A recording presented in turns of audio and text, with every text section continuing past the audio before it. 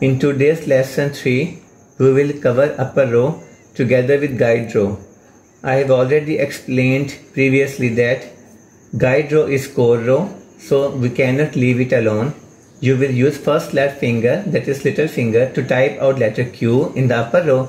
The same finger we used to type out letter A in the guide row.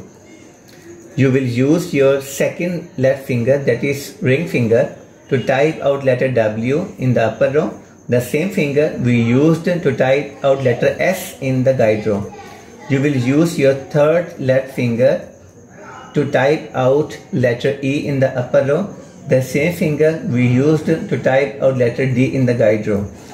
You will use your fourth left finger to type out letter R in the upper row. The same finger we used to type out letter F in the guide row. Now we move to right section. You will use your fourth right finger to type out letter P in the upper row. The same finger we used to type out letter semicolon. You will use your third right finger to type out letter O in the upper row. The same finger we used to type out letter L. You will use your second right finger to type out letter I in the upper row. The same finger we used to type out letter K in the guide row. You will use your first right finger, that is index finger, to type out letter U in the upper row. The same finger we used to type out letter J in the guide row. See how I do it.